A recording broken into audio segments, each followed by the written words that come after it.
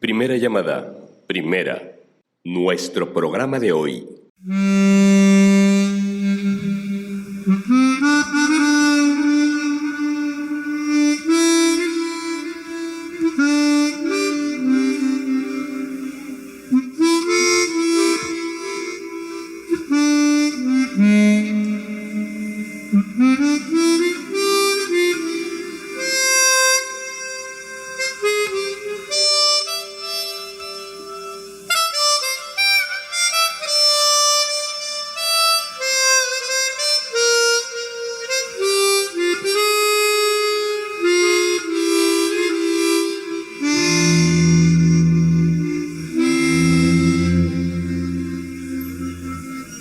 Los museos. Segunda llamada, segunda llamada, segunda. Tu ausencia, una presencia equivocada, la de tu imagen, pidiéndome amor. Tercera llamada, comenzamos. Esto es Radio Maroma de Teatro, el programa en el que los artistas hacen grandes peripecias para hacer del ser la manera de ser. Bienvenidos. Abrirte los labios, meterme en tu cuerpo o decirte adiós.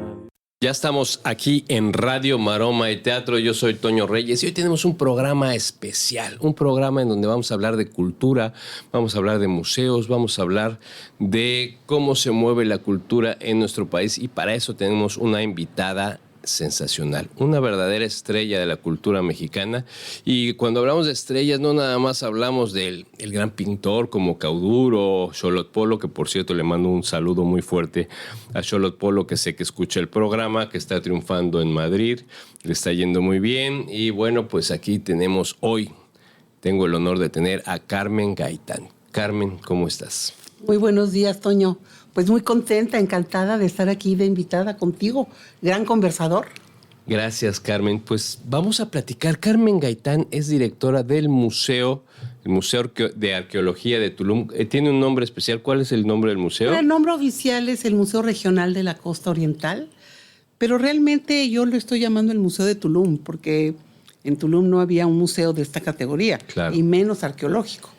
El museo, entonces lo puede usted identificar como el Museo de Arqueología de Tulum. Es un museo sensacional, pero vamos a platicar con Carmen, vamos a hacerle difusión. Vaya usted, va a ir al museo, le vamos a decir en dónde está, qué hay, pero vamos a platicar un poquito sobre Carmen. Hay muchas cosas que pasan en este país maravilloso, y en esta revuelta de la globalización se habla.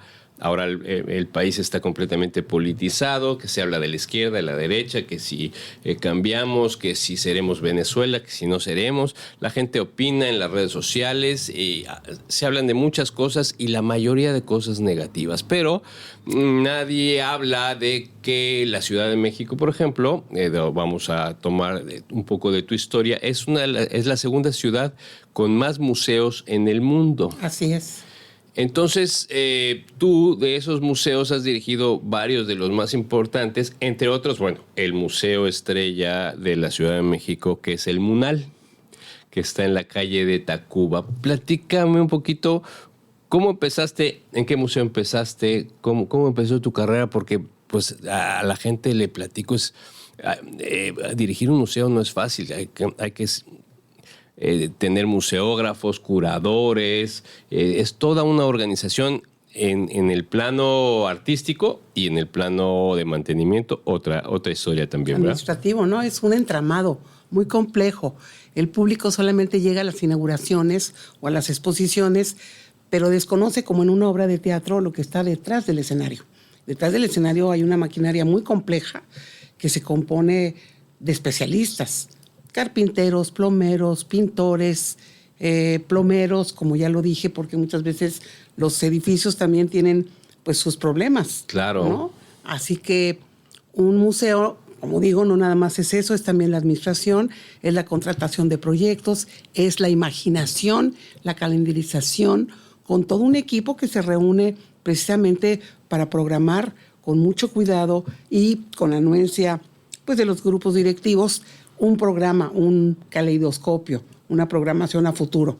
Yo comencé muy jovencita, muy jovencita. Acababa yo de regresar de estudiar, 4 años de estar en París, y de pronto entré a una galería en la zona rosa a trabajar, y ahí me conoció una mujer que ha sido una gran figura dentro del escenario cultural en México, que se llama Miriam Kaiser. Miriam Kaiser fue directora del Museo del Palacio de Bellas Artes.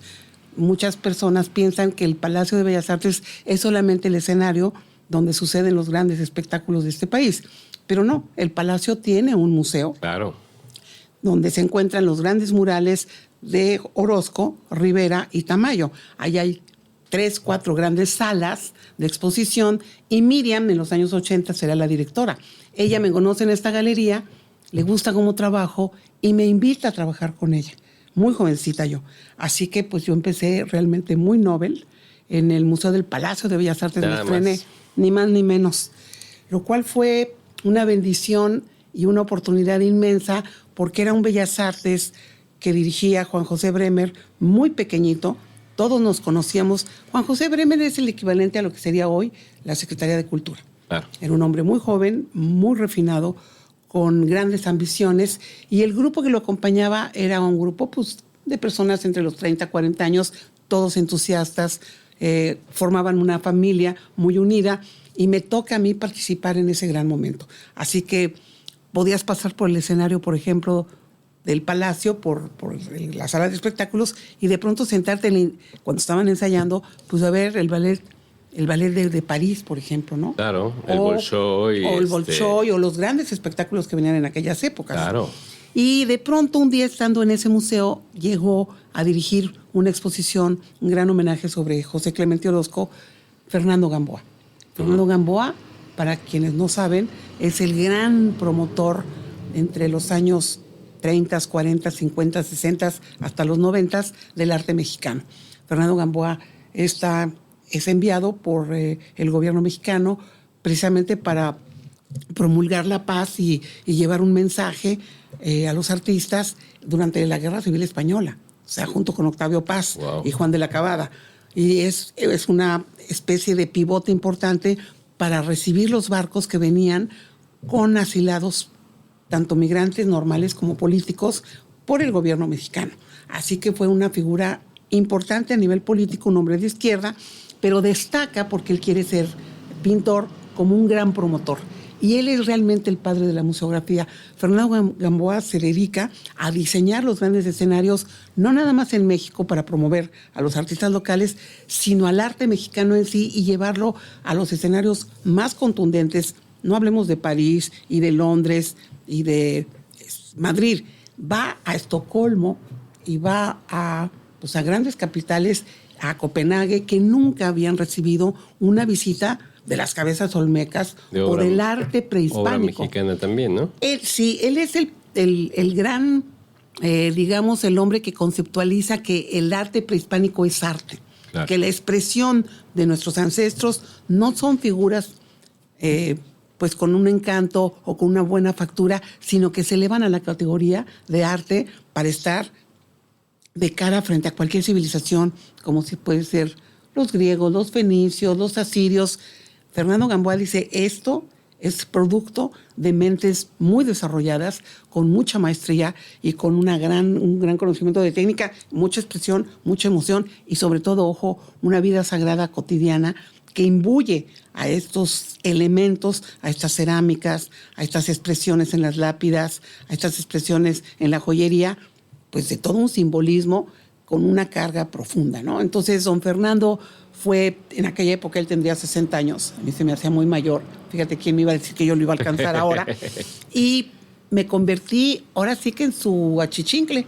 Ahí aprendiste de él todo. Todo, a mirar las obras, a saber cómo colgar, a saber distinguir cuál es la obra maestra, cuál tiene que reinar o mandar entre todas las otras. Claro, es una edad cuando tú tienes 20, 21, 22 y estás apasionada por ese mundo, pues estás como esponja. Que además, déjenme platicarle al auditorio justamente esta cuestión de la visión sobre la obra. Indiscutiblemente son obras maestras de todas estas poblaciones prehispánicas. En este museo que tenemos aquí en Tulum, me hizo favor, Carmen, de darme un pequeño tour por el museo, y la comprensión del arte, de las máscaras, de la cerámica que tiene Carmen es maravillosa, porque muchas veces recorremos un museo rápido, vemos las piezas rápidamente, pero no observamos, por ejemplo, las máscaras que me platicabas. Bueno, pues una de las máscaras mira, esta está sonriendo, es un hombre joven, esta es un tlatoani o un tatich, o bueno, el que fuera un gobernante un hombre poderoso. Poder. Y porque tiene estas características. Entonces, entender verdaderamente lo que es esta obra, entender por qué tienen ciertas características. Por ejemplo, le platicamos al auditorio, la cerámica de los platos con los que eran enterrados tenían un orificio en el centro. Se llaman matados. Matados. Entonces, este orificio lo hacían porque ya no iba a tener uso como plato para alimentarse o de adorno o de lo que usaran, sino era un momento en el que terminaba su vida ahí. Moría junto a su dueño. Entonces, esto es lo que hace una pasión de una carrera, una directora apasionada, museógrafa. Antes de seguir con esta historia de que vamos al museo, que es muy importante, lo quiero dejar al final para que la gente vaya saboreando un poquito lo que eres. Platícame un poco de este gran museo que es importante cuando ustedes vayan a la Ciudad de México, en la calle Tacuba número 8. Afuera está el caballito, es famoso ese caballito, hermosísimo. Es un gran museo, tiene obra de Velázquez, obra valiosísima. De Velasco, ¿cierto? José María Velasco, perdón. Gracias por la corrección, y así no hay... Sería sensacional que tuviera un Velázquez, imagínate tú. Platícanos, ¿qué es dirigir este gran museo? El contacto con los museógrafos, hay sí muchos curadores para las exposiciones. Bueno, pues es la culminación de una carrera. O sea, cuando uno ya viene después de una trayectoria de haber estado en el Museo de Arte Moderno, en el Palacio de Bellas Artes, dirigir el Museo Mural, que es uno pequeñito, donde está el mural de Diego Rivera, Sueño de una tarde dominical en la Alameda Central, que es solamente un museo dedicado a un mural, solamente. Después dirigí 8 años el Museo Nacional San Carlos, que es donde se encuentra el acervo del arte europeo de este país. Nosotros, como no produjimos por obvias razones, el Estado, desde mucho antes que fuera Estado, desde, pues digamos, el siglo XVIII, XIX, se adquirió obra europea, y toda esa obra europea, después con el siglo XX y el XXI, toda esa obra europea está instalada en el Museo Nacional de San Carlos, en lo que se llamaba antes Puente de Alvarado, la calle de Puente de Alvarado, en un edificio hermosísimo de Manuel Tolsá. Pero bueno, yo dirigí ese museo 8 años, y llegado el nuevo sexenio con el presidente López Obrador, pues llegó al Instituto Nacional de Bellas Artes una mujer cuya dirección duró 6 años, y ella fue la que me invitó a que escogiera yo dónde quería estar, porque pues me decía, tú tienes una trayectoria de muchos años en el instituto, estás muy adiestrada, ojalá que te quedaras. ¿Qué recinto te gustaría dirigir dentro de la posibilidad que tenemos 18 museos? Y evidentemente mi anhelo, mi ambición, pues se fincaba desde muchos años atrás en poder estar a la cabeza de ese proyecto monumental que es el MUNAL, el Museo Nacional de Arte, que es realmente, yo estoy muy, muy, muy agradecida.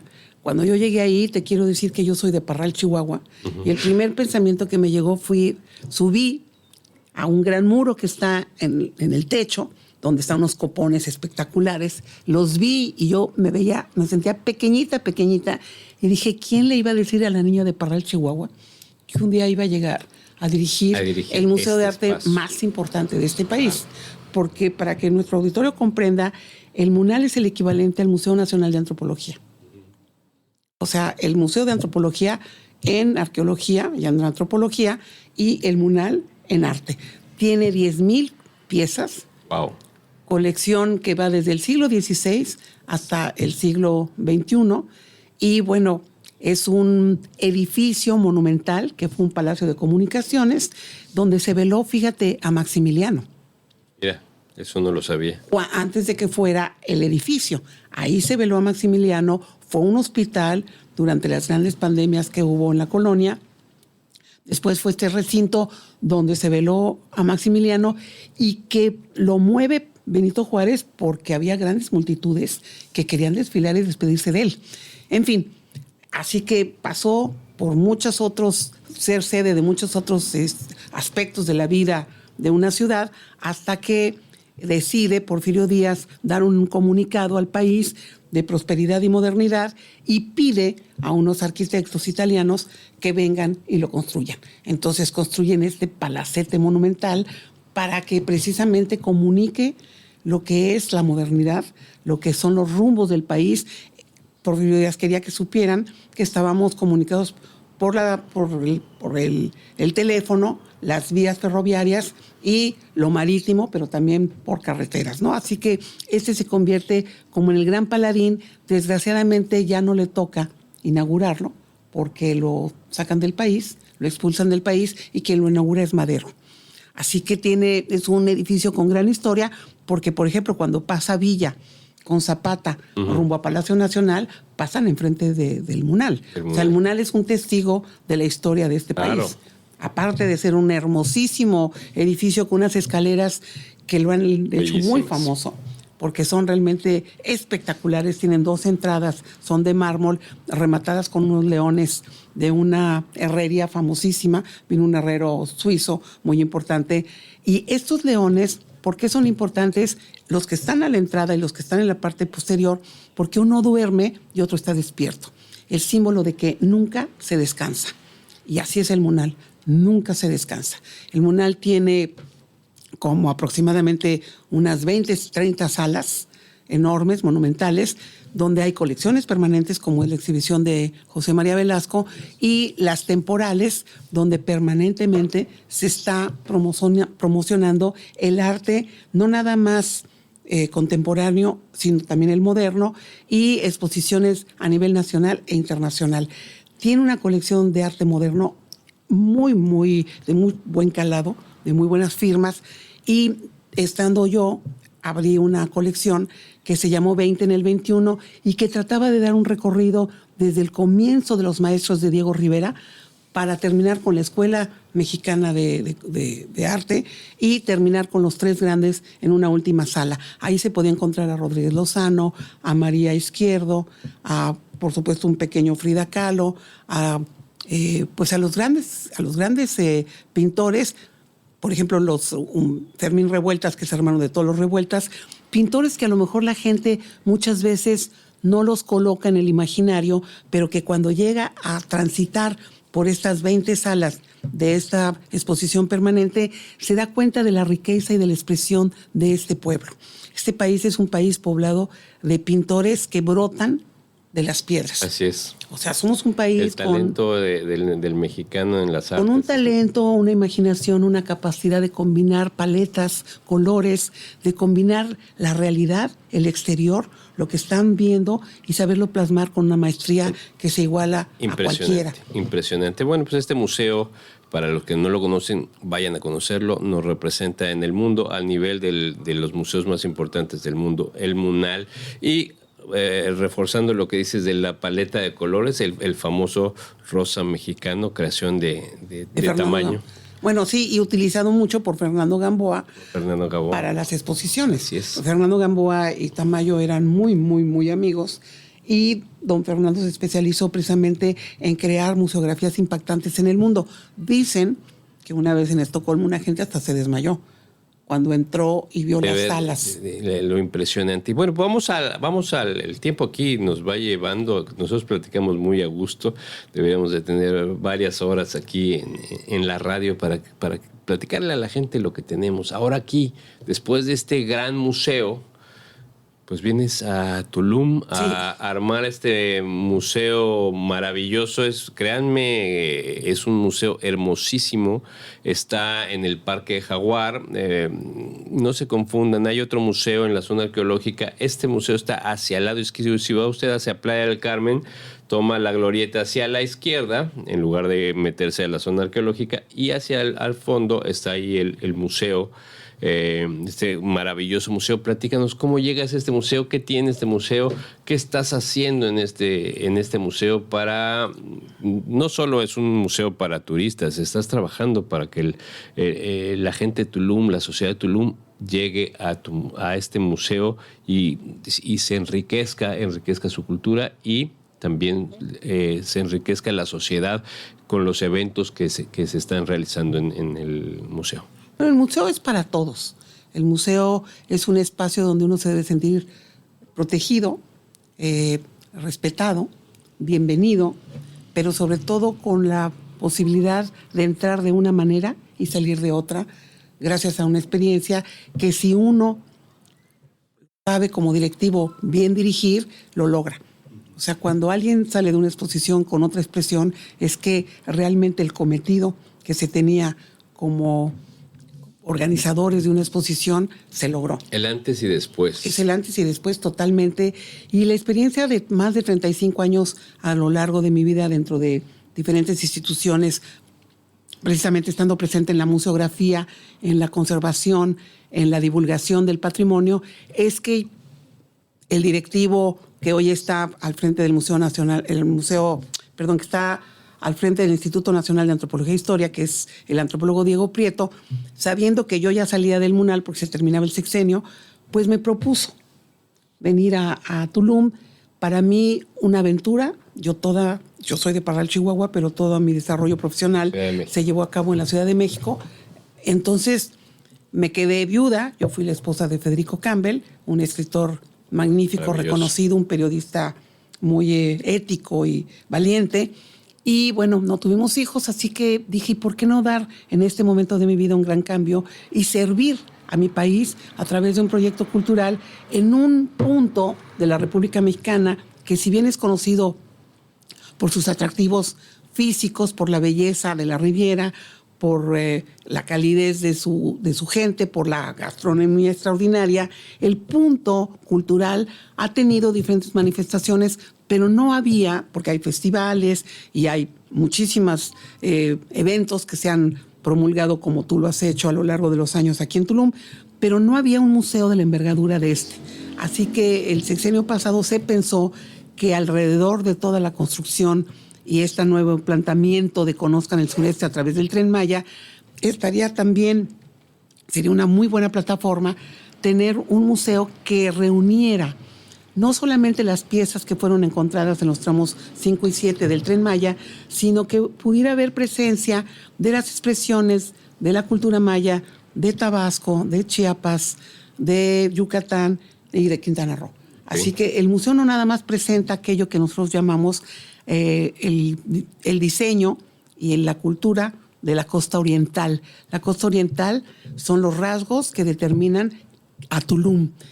Tulum se inserta ya en el último momento de la expresión, que es el posclásico, y es sumamente sencillo. Sus cornisas son muy rectas, muy sencillas, no están labradas, como podría ser el caso del PUC, o como podría ser el caso de Palenque o del mismo Calakmul, donde hay una profusa expresión de lápidas y de estelas que están manifestando el pensamiento y la concepción sagrada que tenía esta civilización.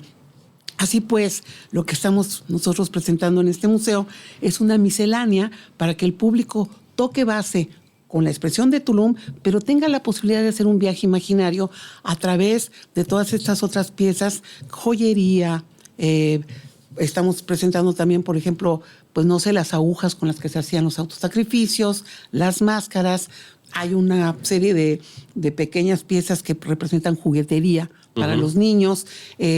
La imaginaria fantástica chiquita que es Jaina, que son las figuritas pequeñas que salen de esta isla funeraria, Jaina, en Campeche, el único mural feminista que se conoce, que es una expresión que hicieron nuestros ancestros de las mujeres en espacios como la cocina, el espacio íntimo, en donde están todas platicando, vestidas con unos atuendos sofisticados y hermosos, y no hay ni un solo mural en el que esté dedicado solamente a las mujeres. El de Bonampak son los músicos que van en fila con todos sus instrumentos. En Cacaxtla son los grandes señores. En Teotihuacán es el gran homenaje a Tlaloc y a todas las deidades que van a ser fundacionales para las futuras civilizaciones, para las futuras expresiones de nuestro país, pero jamás se había encontrado un mural solamente poblado por mujeres, y hay un niño. Tampoco hay niños en los murales. Así que no pueden dejar de venir y tener esa experiencia, querido Toño, porque además es un museo con un diseño muy particular que respeta la selva, que se inserta dentro de la selva, que tiene pasillos, que tiene una serie de laberintos muy fantásticos que lo van llevando a uno a las 3 salas y que componen el museo, pero que hacen que permanentemente recuerdes dónde estás. Los espacios exteriores también son maravillosos para estar en lo que uno va recorriendo entre sala y sala, ¿no? Es eso, el museo está rodeado de núcleos de selva internamente, para que entre uno a la sala y salga y se vuelva a topar con la selva, con el manto verde de la selva. Y luego tiene unas grandes explanadas a los alrededores donde se pretende hacer una serie de actividades pues ligados con personajes como tú o con la sociedad civil de aquí, con los empresarios que se han acercado con nosotros precisamente con la inquietud de saber si ahí habrá conciertos, habrá cine, actividades para niños, habrá encuentros de personalidades, de poesía, de teatro, lo cual sí va a ser así, porque el museo es una plataforma para convertirse precisamente en un centro cultural que irradie a todos estos visitantes locales, nacionales y extranjeros, un punto que vaya más allá de solamente ir a la playa, de solamente admirar la belleza física del entorno, sino que se vaya con un ingrediente de lo que es la expresión maya. Que alimente también el intelecto, tanto la localidad como el turista. Rápido, el tiempo se nos fue ya volando. Para que la gente que nos escucha aquí en Tulum, ¿tiene algún costo para los locales? No, por el momento el museo es gratis, está inserto en el Parque del Jaguar, que ese sí tiene un costo, la entrada, porque preserva con la CONAM el parque y entonces pues tiene un mantenimiento. Costo, pero no es necesario entrar al Parque del Jaguar para entrar al museo. No, al museo es gratuito, sobre todo si se lleva el INE diciendo que uno es de aquí, de Tulum, o la constancia. ¿Para los mexicanos tiene costo? ¿Mexicano de la Ciudad de México, de otro lado? El museo no. No tiene. El museo no tiene costo. Lo que tiene costo es de entrada al parque. Correcto. Pues, y el museo está adentro del parque, así que sí hay que pagar una entrada. Una entrada, correcto. Pero, por ejemplo, la gente de Tulum no paga absolutamente nada para el museo. Bueno, pues ahí está con su credencial de lector o con estas credenciales que están sacando en el ayuntamiento para... una constancia. Una constancia de que viven aquí en Tulum. No se pierdan este museo. Carmen, te agradezco mucho que hayas estado aquí. Encantada. Se nos fue volando el tiempo, tenemos mucho que platicar. Espero que no sea el último, que hagamos muchos programas y platiquemos. Nada más déjame decirte rapidísimo. Dime. José María Velasco se encuentra ahorita en la National Gallery en Londres. Por primera vez un artista mexicano está en este museo excepcional, inglés, y es ni más ni menos que José María Velasco, perteneciente a la colección del Munal. Así que aquellos que puedan viajar a Londres, no dejen de ir a ver esta exposición. Ahí está, pues para que ustedes tengan idea cómo es esta cuestión de los museos. Y México es un país importante. Disfruten la cultura, disfruten su museo. Gracias, Carmen, por haber estado aquí. Los esperamos con los brazos abiertos. A sus niños, sobre todo. Radio Maroma y Teatro, estén al pendiente de lo que haga el museo. Esto fue todo por hoy. Vamos a poner un poco de música. Yo soy Toño Reyes. Nos escuchamos la próxima emisión. Agur.